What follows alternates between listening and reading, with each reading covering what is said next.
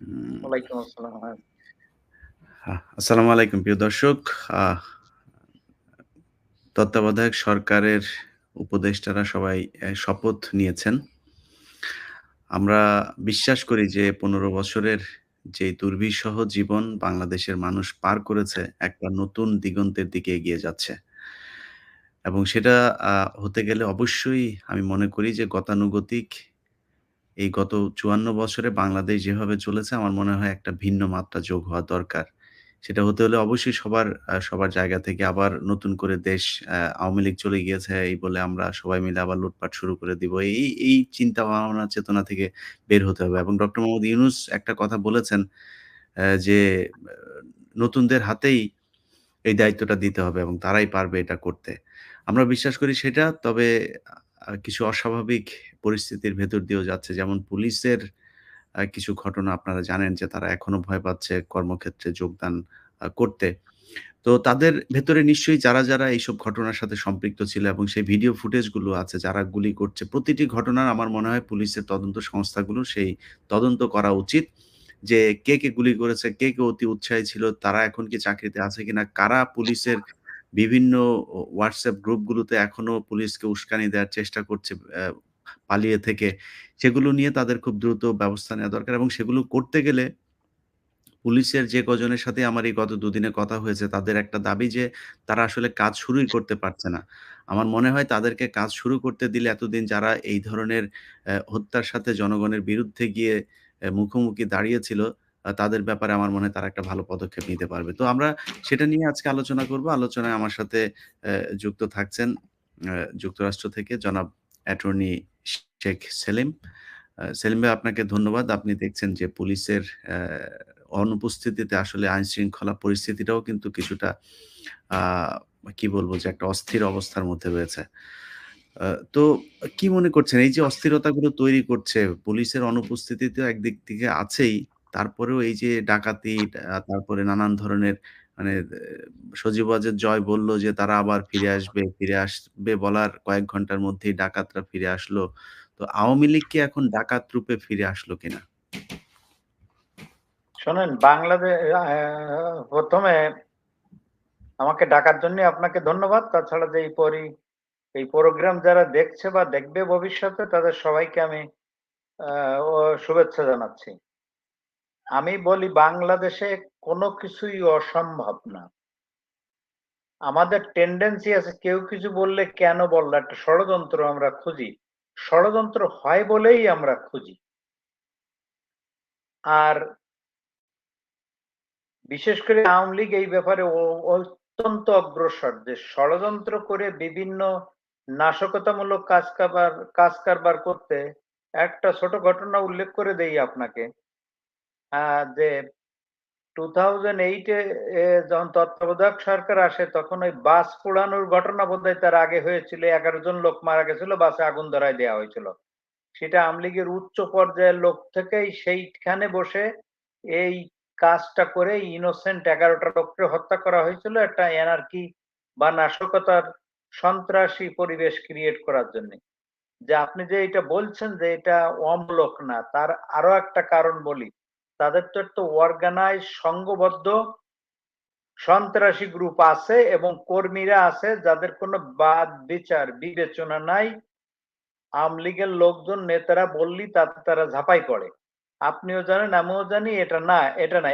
সব দলে কিছু কিছু আছে, শুধু আওয়ামী লীগের যোগ দিলে হবে না। আমাদের রাজনীতিতে যেহেতু অসুস্থ, পচা, দুর্গন্ধযুক্ত, এইখানে বহু কীটপতঙ্গ আছে এইরকম যে এই দুর্গন্ধযুক্ত রাজনীতির ফসল।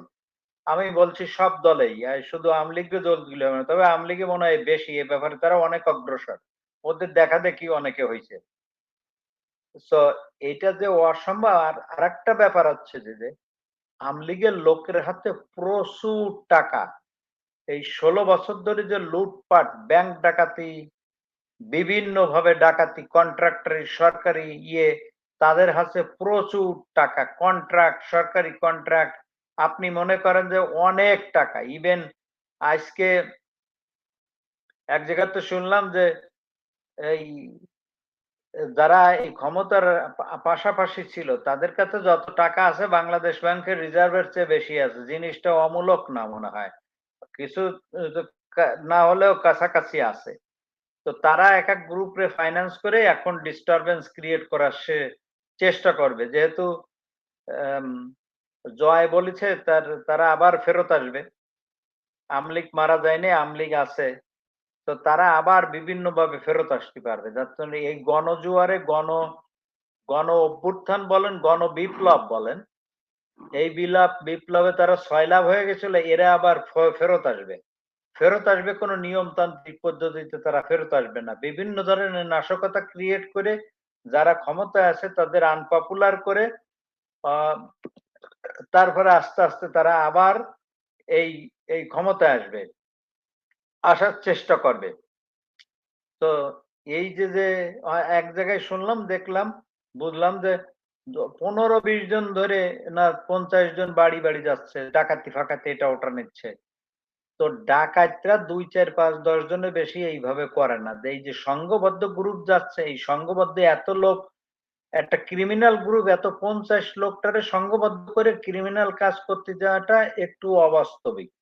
ক্রাইমের নিয়মও না, ক্রাইম হয় না। যেহেতু ৫০-৬০ জন একেক জায়গায় যাচ্ছে, একেক এলাকায় যে এইভাবে করছে, লাঠিসোঁটা অস্ত্র নিয়ে, ইয়ে নিয়ে, এটা নিশ্চয়ই আমার মনে হয় এই কোন ধরনের মদদের কোন কিছু হচ্ছে। এর সাথে কোন অর্গানাইজড গ্রুপ, রাজনৈতিক আশীর্বাদ পুষ্ট অর্গানাইজড গ্রুপ হতে পারে।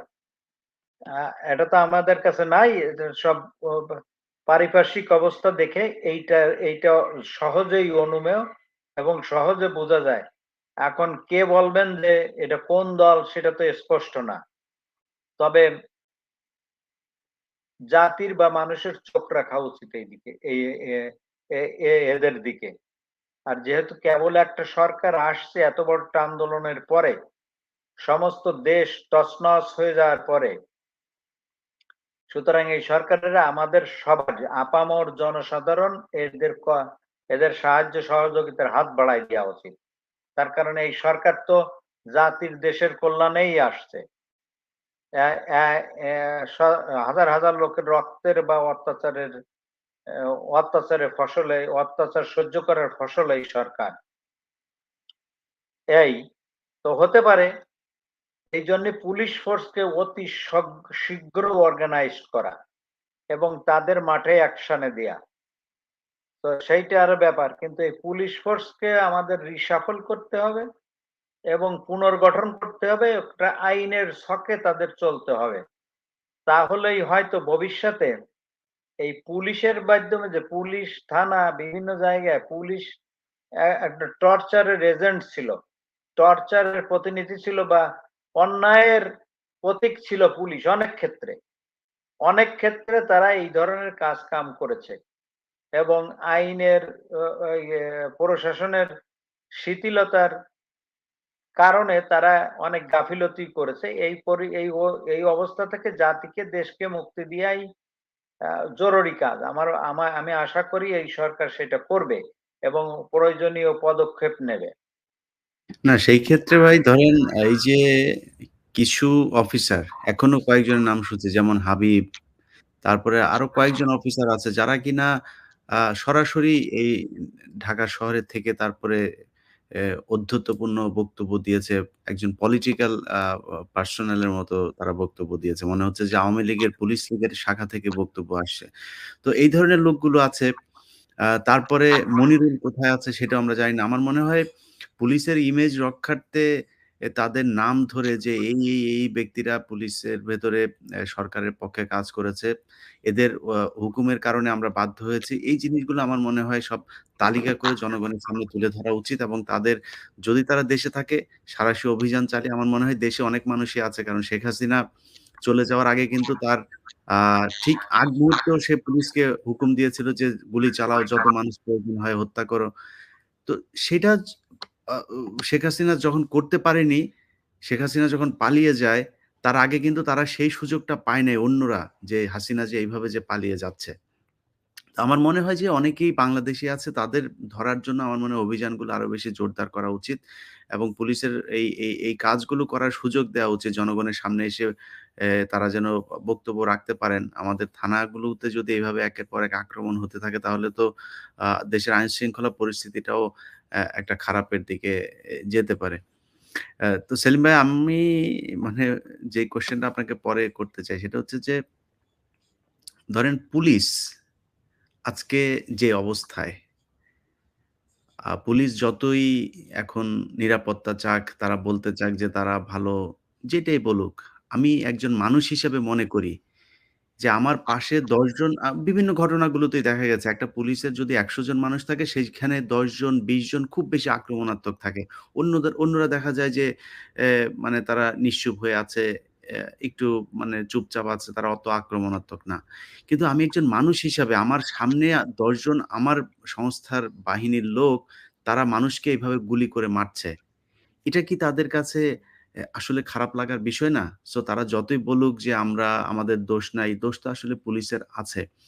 তো তারা হয়তো বলতে পারে এটা যে তাদের যেইসব আ ঊর্ধ্বতন কর্মকর্তা আছে তাদের কারণে তারা এটা করতে বাধ্য হয়েছে এবং ঊর্ধ্বতন কর্মকর্তারাও আবার ওই পলিটিক্যাল দলগুলো দিয়ে যারা সরকারে থাকে তাদের দ্বারা প্রভাবিত হয়ে তারপর মানুষের উপরে নির্যাতন করে, politicized হয়ে তারপরে তারা কার্যক্রম পরিচালনা করে।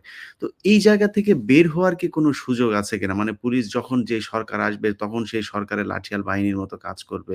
এখান থেকে বাঁচার উপায় কি? অফকোর্স এখান থেকে বেরোয় আসতেই হবে। তাই ছাড়া অন্য কোনো উপায়ও নাই। যেমন ধরেন এর ভিতরে হলো পুলিশের অ্যাকাউন্টেবিলিটি সৃষ্টি করা। পুলিশের তো একটা গাইডেন্স আছে। পুলিশ গাইডেন্স আছে, পুলিশের আইন আছে যে কিভাবে তারা অপারেট করবে। যখনই এর ব্যত্যয় হবে তখনই তাদের উপযুক্ত অ্যাডমিনিস্ট্রেটিভ পানিশমেন্ট বা ক্রাইম হয়ে গেলে তাদের বিচারের সম্মুখীন করতে হবে। তো সেই জন্য যে একটা পুলিশ কোড আছে এবং পুলিশ এখানে আরেকটা বড় রিফর্ম দরকার। যেমন পুলিশ সরাসরি সরকারের আন্ডারে, সব পুলিশই সরকারের আন্ডারে, কিন্তু পুলিশকেও অটোনমি দিতে হবে। যে পুলিশের কাজে ইনভেস্টিগেশনে হস্তক্ষেপ করতে পারবে না এবং পুলিশের কাজটি ক্রাইম ইনভেস্টিগেশন, ক্রাইম দমন করা। এই ক্ষেত্রে অমুকরে ধরে না, তমুকরে ধরে না, এইটা করতে পারবে না। এই জন্য পুলিশের ডিসিশনে দিয়ে দিতে হবে। পুলিশকে একটা অটোনমিক, যে পুলিশ যে ওই পলিটিশিয়ানদের স্বরাষ্ট্রমন্ত্রীর আইনগত অর্ডার ছাড়া এই ধরনের রাজনৈতিক হয়রানি বা কোনো এইগুলো তারা করতে পারবে না, করলে তারা এইটা মানতে বাধ্য না। আর পুলিশ যারা অতি উৎসাহী হয়ে যে ক্রাইম করে করে তাদের বিচারে মুখোমুখি করতে হবে। এই জন্যই অনেক দেশে আছে যে একটা ইন্টারনাল ইন্টেলিজেন্স আছে পুলিশের, কারা কি করছে ওই ইউনিটটা সেপারেট পুলিশের ভিতরে, ওই মেইন ইউনিট থেকে তারা ওইগুলা করে রিপোর্ট দেয় একটা অথরিটির কাছে, সেই অথরিটি সেইগুলা বিচার করে। অফকোর্স অনেক ভালো পুলিশও আছে, অনেক খারাপ পুলিশও আছে। আপনার কথা রাইট। যেমন ধরেন এইসব অফিসাররা সরকারের কাছে অতি উৎসাহ, অতি আনুগত্য, প্রিয়ভাজন হওয়ার জন্য যে যে এই সরকারের কুশাসন দুঃশাসনে সহায়তা করে, বিরোধীরা নির্যাতন করে, এর অ্যাকাউন্টেবিলিটি থাকতে হবে। এর জন্য মেকানিজম ক্রিয়েট করতে হবে। যেমন ধরেন পুলিশকে বাধ্যতামূলক করে দিতে হবে যে তুমি যদি কাউকে গুলি করো বা কোনো একটা অন্যায় কাজ করো যেটা পুলিশ বিধিতে বা নিয়ম বিধি বহির্ভূত কারোর অর্ডারে, তখন তোমার এর এন্ট্রি করতে হবে আমি এই কাজটা অমুকের অর্ডারে এই সময় আমার এই অর্ডার দিছে, এইটা করেছি। সেইটা না করলে সেই দায়িত্বটা তার নিজের পার্সোনাল ঘাড়ে বর্তাবে। দেখবেন কমে যাবে। কেউ যদি বলে যে আমি অমুকের আমার নির্দেশ দিছে, এই স্বরাষ্ট্রমন্ত্রী এই নির্দেশ দিছে, এই সমস্ত দেশ হলে স্বরাষ্ট্রমন্ত্রীর পদত্যাগ করতে হইতো, করতে হইতো। তারপরে এর এনফোর্সমেন্টের মেকানিজম থাকতে হবে। যেমন ধরেন এইগুলা প্রিভেন্ট করার জন্য সিটিজেনরা রিট পিটিশন করতে পারে, করে স্বরাষ্ট্রমন্ত্রী অ্যাকাউন্টেবল করতে পারে, বা ভুক্তভোগী ফ্যামিলি বা ভুক্তভোগী লোক ও সরকারের কাছে কম্পেনসেশন দাবি করতে পারে রিট পিটিশনের মাধ্যমে তাদের পানিশমেন্টের জন্য। আর্থিক ক্ষতিপূরণ প্লাস পেনাল ক্ষতিপূরণ, পেনাল হলো পানিশমেন্ট, ক্রিমিনাল বিহেভিয়ারের জন্য সেটা। এই ধরনের ব্যবস্থা সুস্পষ্ট করতে হবে পুলিশ ইসে। আর পুলিশকেও অটোনমাস ইয়ে করে দিতে, ক্রাইম নিয়ন্ত্রণের দায়িত্ব তোমার। এই রাজনীতিবিদরা গাইডেন্স এই জায়গায় ক্রাইম দমন করানো এইটা না, এটা পুলিশের দায়িত্ব। Police is a professional force, পেশাগত ফোর্স।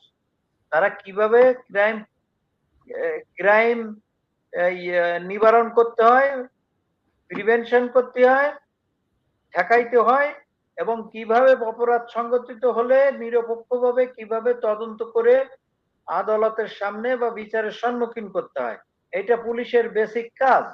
এই বেসিক কাজে কোনো রকম হস্তক্ষেপ করা যাবে না। আর এইখানে গাফিলতি হলে মিথ্যা মিথ্যা রিপোর্ট তৈরি করলে এই পুলিশের চাকরি শুধু চাকরি না, এইটা জানেন কোন ফলস ডকুমেন্ট ক্রিয়েট করে সেটা মানে সৃষ্টি করে আদালত জমা দিলে এটা একটা অপরাধ। Filing false instrument with the court. এখানে আমাদের দেশের আইনে যদি কোনো যদি কোনো এত পরিষ্কার না থাকে, এগুলো পরিষ্কার করতে হবে বা নতুন প্রভিশন দিতে হবে। তাহলে দেখবেন যে পুলিশ একটা ডিসিপ্লিনারের ভিতরে আসছে। আর এই ডিসিপ্লিনটা ২, ৪, ৫ বছর ১০ বছর প্র্যাকটিস করলে এটা নিয়মে পরিণত হবে। আর যদি কিছু লোক এর জন্য লায়াবল হয় পুলিশ, তাহলে আর ইয়ে করবে না। আপনি যেমন দেখবেন অনেক জায়গায় পুলিশ অফিসাররা, এই যে আমি ইউটিউবে শুনলাম, তারা তাদের অফিসারদের যাচ্ছে তাই বলে গালিগালাজ করছে, অমুক চোর, অমুক ঘুষখোর, গিয়ে আমাদের ইউজ করেছে, এখন আমাদের নিরাপত্তা নাই, আমরা কাজ করতে পারছি না, আমাদের ছেলে মেয়ে আছে, আমরা গরিব মানুষ। ব্যাপারটা তো অত্যন্ত পীড়াদায়ক। তার কারণ পুলিশরা তো বাংলাদেশের সিটিজেন, তারা কিন্তু পুলিশের নিয়োগ হয় 24/7, 24 আওয়ার্স এর জন্য বাংলাদেশের আইন অনুযায়ী। ওরা যখনই কল দেবেন, যখনই একটা ঘটনা হবে, রাত ২টো হোক ৩টে হোক, ওর কিন্তু যাইতে হবে। ওর ঘুমের টোমের ইয়ে নাই যে ৮ ঘন্টা না, ইয়ে না। এইভাবে পুলিশ নিয়োগ হয় না। দে আর অ্যাপয়েন্টেড ফর 24 আওয়ার্স। তো সে তাকে যদি আপনি 24 আওয়ার্স খাটাবেন, তাদের পর্যাপ্ত বেতন দিবেন না তার ফ্যামিলি ইয়ে করার জন্য, সে তো ন্যাচারালি দুর্নীতিতে যাবে। সে তো মানুষকে অত্যাচার করে পয়সা নেবে। আমি সমর্থন করি এদের বেতনও বাড়াই দেওয়া উচিত, এদের সুযোগ সুবিধা বাড়াই দেওয়া উচিত, এদের রেশন-টেশন হয়তো দেয়। তো সেক্ষেত্রে আর এখন পুলিশকে তো নিরাপত্তা দিতেই হবে। তার কারণ পুলিশ ছাড়া তো আপনি আইন শৃঙ্খলা কোন রকমে ইয়ে করতে পারবেন না, কোন দেশই চলবে না পুলিশ ছাড়া। ছাত্রদের দিয়ে আপনি কয়দিন এটা করবেন? আর এটা তাদের পুলিশের কাছে, পুলিশের পোশাকের একটা গাম্ভীর্য আছে, এবং পুলিশের কাছে অস্ত্র থাকে, তারা মানুষ কন্ট্রোল করে সবসময়। মানুষ ওইটাকে ভয় পায়, ইজ্জত দেয়। এই পুলিশ ছাড়া তো কোনো দেশ চলতে পারে না। তো ইমিডিয়েটলি পুলিশ ফোর্সকে আহ্বান করা উচিত, তোমরা জয়েন করো। তোমাদের দাবি দাবা আছে, তাদের অনেক লেজিটিমেট দাবি আছে, সেগুলো তো অগ্রাহ্য করলে বা সেইগুলো অ্যাড্রেস না করলে পুলিশ প্রশাসন হবে না। তবে পুলিশের অটোনমি দেওয়া উচিত। পুলিশও এটা বহু বছর ধরে চেষ্টা করতেছে। এই গত তত্ত্বাবধায়ক সরকারের সময় চাওয়া হয়েছিল, এটা নিয়ে কনসিডারেশন বিবেচনা করা হচ্ছিল, কিন্তু আলটিমেটলি রাজনীতিবিদ বা আমলাদের হস্তক্ষেপে এটা দেয়া হয় নাই। এই এই মানসিকতা থেকে বেরোয় আসতে হবে যে আমাদের দেশের রাজনীতিবিদ বলেন, আমলা বলেন, বড় বড় অফিসাররা, এরা শুধু কন্ট্রোল কন্ট্রোল কন্ট্রোল, ওইটা পাওয়ার মনে করে, ওইটাই হয়তো এরা মর্যাদা মনে করে না। এই মানসিকতা থেকে বেরোয় আসতে হবে। বেরোয় এসে পুলিশকে পুলিশ ফোর্সের মতো দাঁড় করায় দিতে হবে।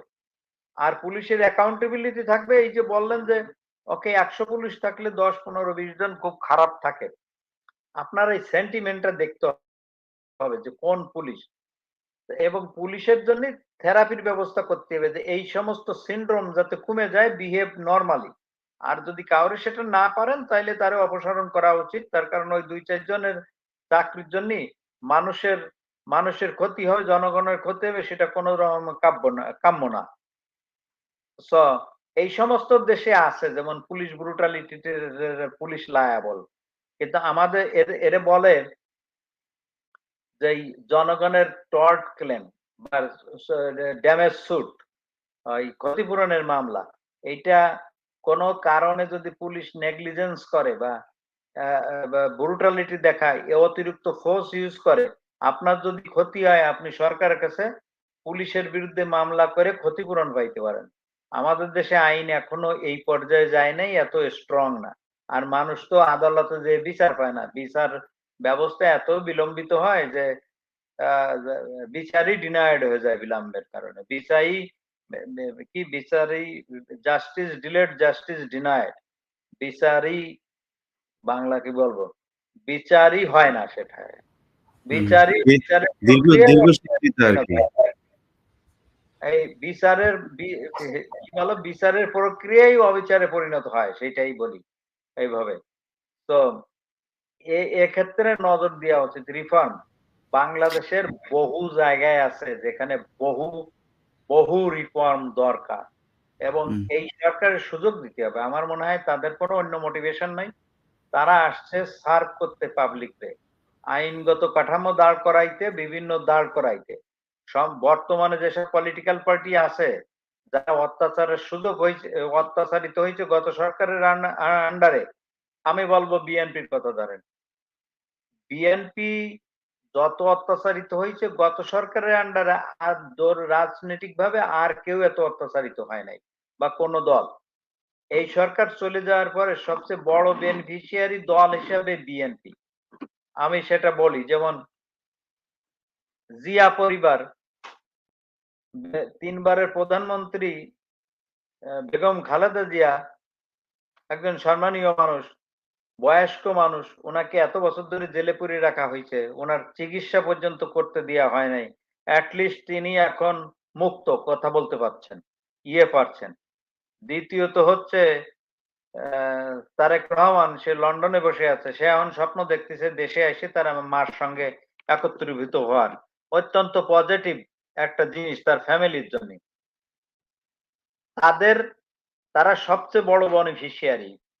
বিএনপি যদি এই সরকারের ডিস্টার্ব করে, নির্বাচন নির্বাচন বলে অতি ব্যস্ত হয়ে যায় ক্ষমতায় আসার জন্য, এই যে রিফর্ম গুলো না হয়ে, আমার মনে হয় সেটা একটা বড় ভুল করবে এবং এটা জাতির জন্য একটা বড় ক্ষতি হবে। জাতি যতদূর এই সরকারের আমলে এগোবে, কোন রাজনৈতিক দলের আঙ্গারে এত দূর এগোবে বলে আমার মনে হয় না। বা যে রিফর্ম গুলো এরা করতে পারবে, ওরা সেটা করতে পারবে না। তাদের রাজনৈতিক কমান্ড থাকতে পারে, কিন্তু তাদের এই প্রজ্ঞার অভাব থাকতে পারে যে আইনটা রিফর্ম করে ওই দিকে নেওয়া। আর সেখানে হয় কি, যে আমার এই অবদান এতদিন ধরে আমার এই পোস্টটা দিতে হবে, আমার ওইটা দিতে হবে, আমার যোগ্যতা থাকুক বা না থাকুক সেটা কোনো ব্যাপার না। সেক্ষেত্রে সমস্ত প্রোগ্রেস, আমি ইকোনমিক প্রোগ্রেসের কথা বলছি না, এই আইনগত ফ্রেমওয়ার্কগত কাঠামো যে হবে, ইনস্টিটিউশন গড়ার যে এটা অত্যন্ত ভাবে ব্যাহত হবে। তো বিএনপির এইটা করা উচিত। যেমন গতদিন তারা একটা মিটিং করেছে, আমার মনে হয় যেখানে কোনো পুলিশ নাই, ট্রাফিক নাই, সেখানে ঢাকা শহরের মতো জনাকীর্ণ শহরে সেই দিন এত বড় একটা মিটিং ডেকে শহরের চলাচল ব্যবস্থাকে, যাতায়াত ব্যবস্থাকে ডিস্টার্ব করা, আমার মনে হয় না এটা ঠিক হয়েছে। এবং কি এত বছর আপনারা ক্ষমতার বাইরে ছিলেন, একটা সরকার ইন ট্রানজিশন, গভর্নমেন্ট অন টাইরানি থেকে এখন নরমালাইজ হচ্ছে। এই সময় মিটিং টিটিং ডেকে শো প্রদর্শন করা, শক্তি প্রদর্শন করার তেমন কোনো দরকার ছিল বলে আমরা সবাই জানি যে বিএনপি অত্যাচারিত, বিএনপির জনসমর্থন আছে সারা দেশে আপামর জনসাধারণের কাছে। সেক্ষেত্রে আপনাদের এইটা করার কত ওইটা প্রয়োজন। হয়তো আমার আমার আমার যেটা মনে হয় হয়তো যে বেগম খালেদা জিয়া তো দীর্ঘদিন জনগণের সামনে আসতে পারে না। উনার একটা বক্তব্য বোধহয় দেখলাম, আমি জানি না যে ওইটা কি ওই স্ক্রিনে চালানো হয়েছিল কিনা জনসভার ওইখানে। আর তারেক রহমান নিজেও তো অনেকদিন নেতা কর্মীদের সাথে হয় না, সেই কারণে হয়তো এটা করেছিল। যাই হোক শোনেন, আমরা উনি তো যায় নাই, উনি অসুস্থ, উনি তো মিটিং এ যায় নাই। উনার বরং কয়দিন সুস্থ হয়ে তারপরে মিটিং এ যাক, সারা বাংলাদেশ উনার এখন, উনি না, যাইতে উনার পারে। একটা ভিডিও বক্তব্য বোধহয় দেখলাম। ওটা আমি জানি না যে ওটা কি চালানো হয়েছিল কিনা উনার। ওই যে ভিডিও বক্তব্যটা আমার মনে হয় ওইটা চালানো, ওই যে উনি বক্তব্য দিছে মুক্ত হয়ে, কিন্তু তো ওটা মিটিং এ দেয় নাই। আচ্ছা, আচ্ছা। তো আজকালে যে আজকালে যে মিডিয়া আছে, হুম, তাতে যানজট সৃষ্টি করে জনগণের কাছে পৌঁছানোর কোনো দরকার নাই, ঘরে বসে পৌঁছে দেওয়া যায়। হুম, তার কারণ বক্তব্য করে রেকর্ড করে দিলে দুনিয়ায়, এই যে আমরা এখন কথা বলতেছি সারা বাংলাদেশেতেও অনেক সময় ফোন আসে যে আপনার কথা বলতেছেন। তো আজকে হুম, আপনি জনগণের শুভেচ্ছা জানাবেন, আপনি দেখবেন যে আপনি আছেন, আপনার লক্ষ লক্ষ কোটি কোটি ভক্ত আছে দেশে, দেশে আছে, তারা নিশ্চয়ই আপনার কথা শোনার জন্য, আপনার দেখার জন্য ব্যতিব্যস্ত হয়ে আছে। সেটা অলরাইট, সেটা আজকাল তো এইভাবে করা যায়। কিন্তু ওই পল্টনে মিটিং করে অ্যা অ্যা আপনি না যেয়ে অন্য নেতাকর্মীদের দিয়ে জন যানজট সৃষ্টি করা, যেখানে একটা ভোলাটাইল সরকার পড়ে আছে, সরকারই নাই বলতে গেলে। এনার করা আছে। সেখানে তো এইটা করার কি দরকার জি। ছিল বলে যাক আমি তো বিএনপি আশা করি যে দায়িত্বশীল অবশ্যই তারা পালন করবে। আ আমার পরের কোয়েশ্চেনটা হচ্ছে যে আপনি বাবুল আক্তারকে নিয়ে আমার একটা অনুসন্ধানী একটা প্রোগ্রাম ছিল। আপনি দেখেছেন কিনা আমি জানি না। আমি দেখেছি। ইয়েস, তো সেটা বা একটা বড় ব্যাপার।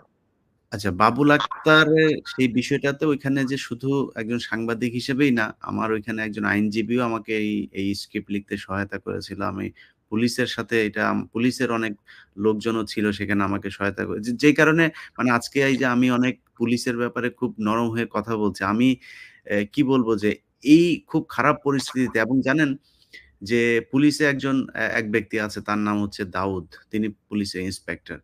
এই ডিবির সাইবার ইউনিটে সে কাজ করত। অথচ হুম, এই ব্যক্তি আমাকে সবচাইতে বেশি তথ্য দিত। তো এখন এইভাবে তো আমি তো তাদেরকে দেখেছি বাবুল আক্তারের বিষয় নিয়ে পুলিশের ভেতরের এদের কি আকুতি যে ভাই উনাকে স্যারকে বাঁচান। স্যারকে আসলে ফাঁসানো হয়েছে। অতএব পুলিশের ভেতরে অনেক ভালো মানুষ আছে যার মধ্যে এই বাবুল আক্তারও একজন। তো এই যে বাবুল আক্তারকে এইভাবে অ্যা একটা মিথ্যা মামলায় একটা ষড়যন্ত্রের মধ্যে বনোজ কুমার মজুমদারের ষড়যন্ত্রের ফাঁদে সে আজকে প্রায় ১০ বছর ধরে জেল খাটছে। ৮ বছর।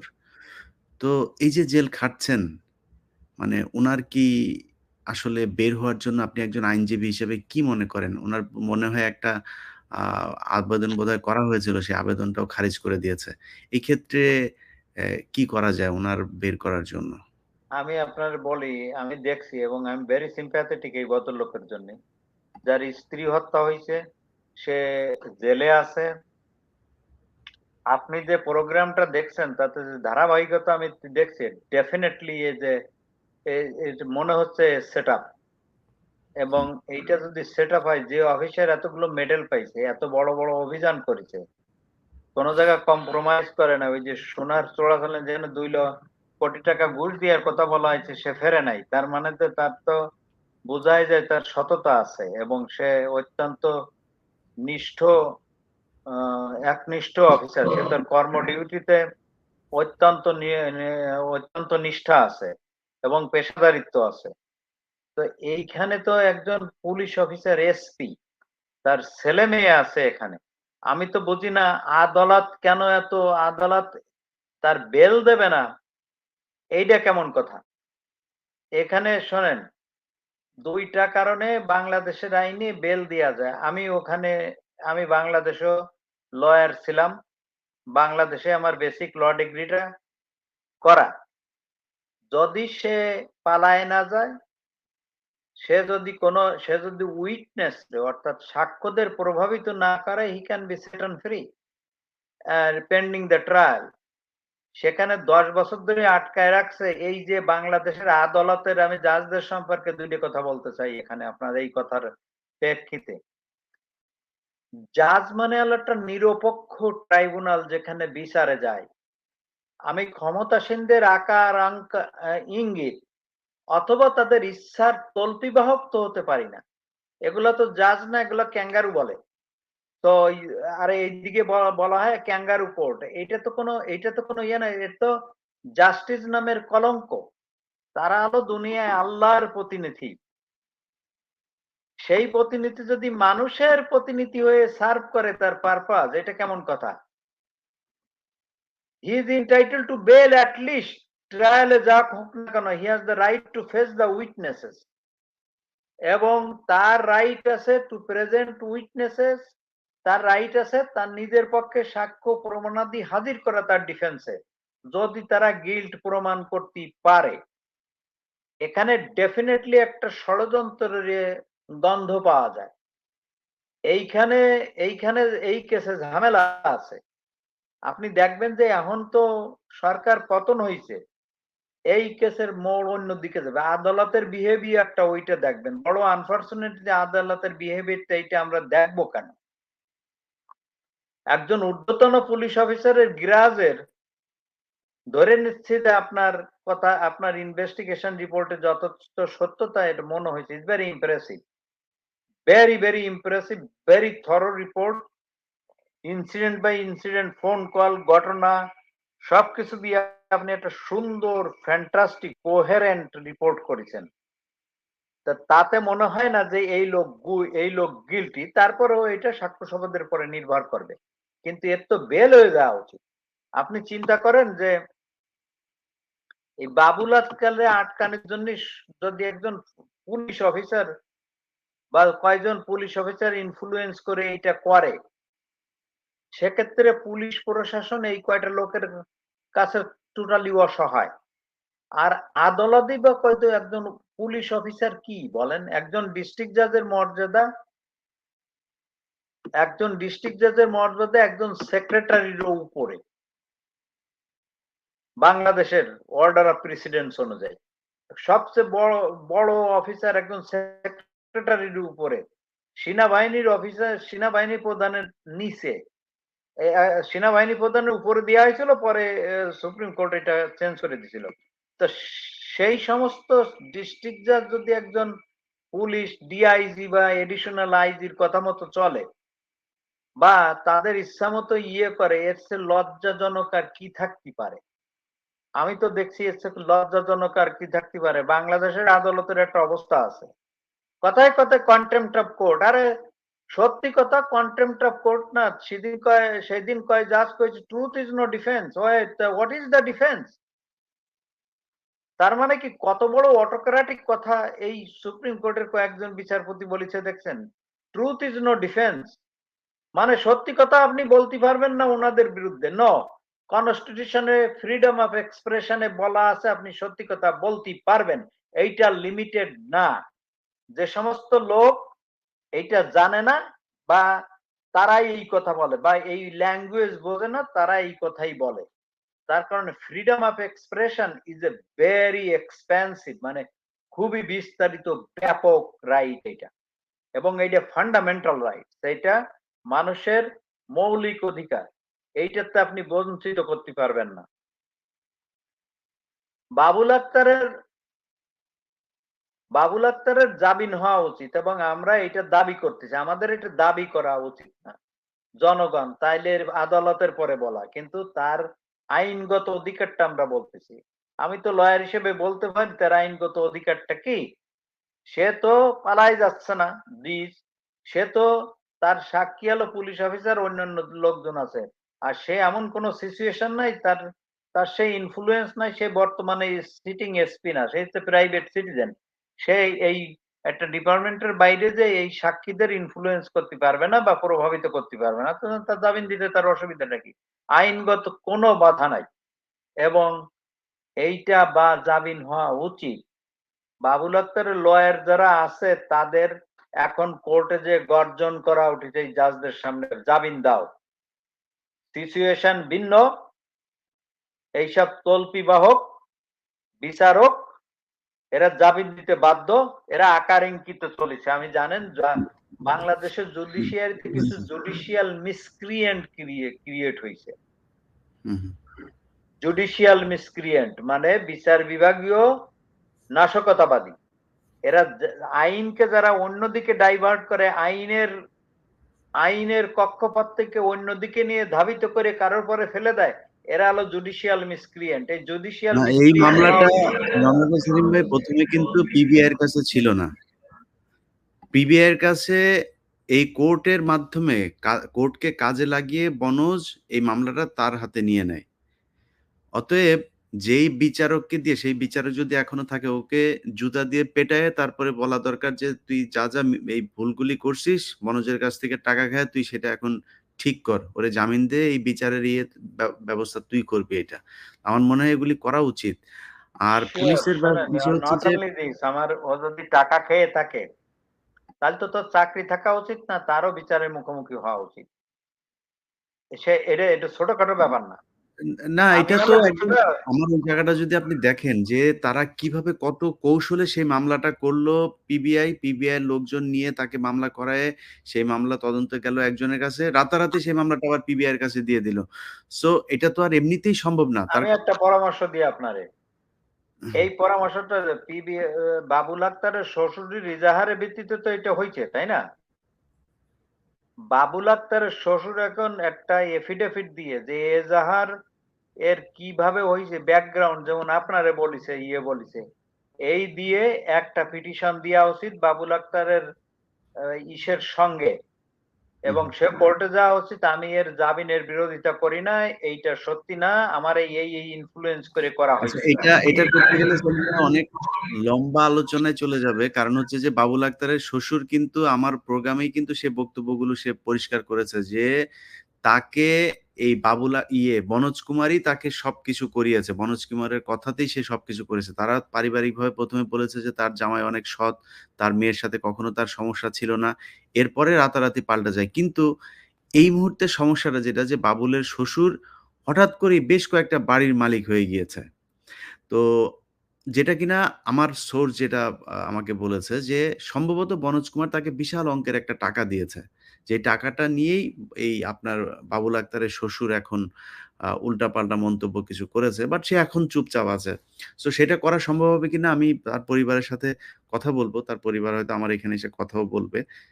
তখন জানা যাবে বিষয়টা। আমরা আজকের আলোচনা আর খুব বেশি লম্বা না করি। যেটা বলতে চাই যে পুলিশের আমার মনে হয় ঠিক হওয়া উচিত, এবং এখনো এই যে কিছু অফিসারের নাম কিন্তু আসছে না। যেমন মনিরুল। এই মনিরুল হচ্ছে ডিবিতে থাকাকালীন সবচাইতে, মানে হারুনের চাইতেও বেশি কিলিং এ আপনার অংশ নিয়েছে এই মনিরুল। ঠান্ডা মাথার একটা খুনি। তারপরে আরেকটা বাংলাদেশের সবচাইতে ঠান্ডা মাথার একজন খুনি আছে যার কথা আলোচনাতেই নাই। আমার মনে হয় বিএনপিও তাকে মনে হয় খুব বেশি শত্রু মনে করে না। কারণ সে সারাদিন আপনার মদ খেয়ে নারী নিয়ে আপনার পড়ে থাকে। ওই মাঝে মধ্যে খুব গুছায়-টুছায় নিয়ে আসে, তারপরে তার আসলে কোনো কাজ নাই। তাকে দিয়ে ওই ঠান্ডা হয়ে থাকতে পারে, এইজন্য হাসিনা তাকে বসিয়ে দিয়েছে। ভারতের কথায় সে চলে। সেটা হচ্ছে স্বরাষ্ট্রমন্ত্রী। এই স্বরাষ্ট্রমন্ত্রী কিন্তু সব কিলিং এর মূল হোতা। ভারতের সব আপনার আ কি বলবো যে পরিকল্পনা তার মাধ্যমে বাস্তবায়িত হতো। সে কিন্তু আলোচনায় নেই। সো এদের ব্যাপারে কথা বলা উচিত। আর সবশেষ যাদের ব্যাপারে কথা বলতে চাই, পুলিশে এই গত ১৫ বছরে যারা ছাত্রলীগ করে, এই পরিচয় এমপির কাছ থেকে রিকমেন্ডেশন এনে তারপরে চাকরিতে ঢুকেছে, তাদের মধ্যে আমি বলব না সবাইকে সরাতে, কারণ সবাইকেই কোনো না কোনোভাবে ম্যানেজ করতে হয়েছে সেই কাগজটা। কিন্তু আসলেই তাদের ভেতরে তাদের পরিবার, তার ব্যাকগ্রাউন্ড কি আসলেই ছাত্রলীগ আছে কিনা, সে কিনা এই সন্ত্রাসী সংগঠন করতো কিনা, এটার ব্যাপারে একটা তদন্ত হওয়া দরকার। যাদের এই তদন্তে সত্যতা মেলবে তাদের চাকরি থাকা উচিত না। কারণ এগুলো আবার ফের এই এই আমি গত আমি কয়েকদিন যেভাবে আপনার মানুষকে সাথে হত্যা করা হয়েছে, শিওর। তারা এভাবে সুযোগ পেলে আবারও মানুষ হত্যা যারা করবে। এই কিলিং এর সাথে জড়িত, যারা এই অতি তুচ্ছায় মানুষকে গুলি করেছে, এদের তো বিচারে আনা উচিত এক্সেসিভ ফোর্স ইউজ করার জন্য। নতুবা তো পুলিশ হুম, বাহিনী ২ দিন পরে এরকম আরেক সরকার এলে এদের পরে টাইরান্ট হয়ে যাবে। এইটা জি। কখনো, এটা উচিত হবে সেইটা সরকারের তদন্ত করে। আর যেহেতু এখন পুলিশ ফোর্স খুবই ক্ষতিগ্রস্ত, তারা সবই বলে দেবে যে ওর কারণে হুম, আমি হুম, এইটা করেছি, ওর কারণে হুম, এইটা আমি হুম, হুম। করেছি। ভিডিও ফুটেজ বুঝছেন? আছে তো। সবগুলো ঘটনার তো ভিডিও ফুটেজ আছে। এটা পুলিশের কাছে ভিডিও জিজ্ঞেস করলে ফুটেজ হবে যে আছে, এটা কি আর ছিল? ওরাও বলে দেবে যে হয়েছে। সব তো আর ভিডিও ফুটেজ দিয়ে করা যায় না। রুমের ভিতরে বললে সেটা আর কি। তুমি এই দিক হুম। দিয়ে যাবা, সবই আজকাল বলে দেবে।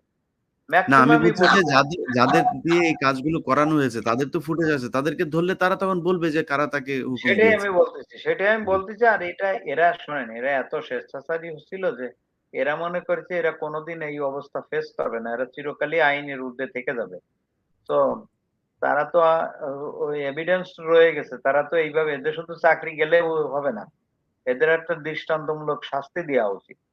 যাতে এই ধরনের একটা ডিসিপ্লিন রাষ্ট্রীয় ফোর্স কোন রোগ ফোর্সে পরিণত না হয়।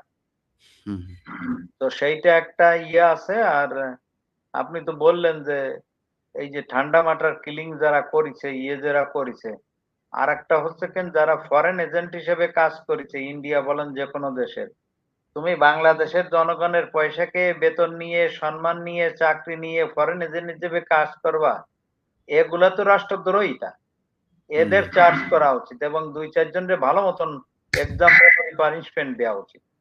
নতুবা এইগুলা হইতে থাকবে। এটা জাতির স্বার্থে পুলিশ ফোর্সের স্বার্থেই করা উচিত বা জি, ল এনফোর্সমেন্ট এর স্বার্থেই করা উচিত। আমরাও চাই পুলিশ তার হারানো যে গৌরব সেটা ফিরিয়ে আনুক। পুলিশের অফকোর্স প্রতি যে আমরাও ধরেন আপনার শ্রদ্ধা, থ্রুতে দেশবাসীর কাছে বলতে চাই, জি, পুলিশরে অত্যাচার করেন না আপনারা। জি। পুলিশকে তার কাজে ফেরত যাইতে দেন। পুলিশের তো এই মুহূর্তে যে আইজিপি এবং ডিএমপি কমিশনার সহ ঊর্ধ্বতন যেসব কর্মকর্তা আছে তারা সবাই খুবই সৎ এবং তাদের ইমেজ পুলিশের ভেতরে খুবই ভালো। এরা একেবারেই মানে সহজ সরলভাবে জীবনযাপন করেন। ৳১ তারা দুর্নীতি করেন না, ঘুষ খান না। অতএব আমার বিশ্বাস যে ডিএমপি কমিশনার এবং আইজিপি সহ তার এআইজি, ডিআইজি যারা আছেন তারা মিলে সুন্দর একটি পুলিশ বাহিনী, যে পুলিশ আসলেই জনগণের জন্য কাজ করবে তেমন একটি বাহিনী আমাদেরকে উপহার দেবেন। সেলিম ভাই, আপনার অনেক ব্যস্ততার মধ্যে আমাদের সময় দেওয়ার জন্য ধন্যবাদ। ইনশাআল্লাহ আমরা নিশ্চয়ই অন্য কোনো আলোচনায় আরেকদিন যুক্ত হব। সিওর ইলিয়াস ভাই। Thank you very much.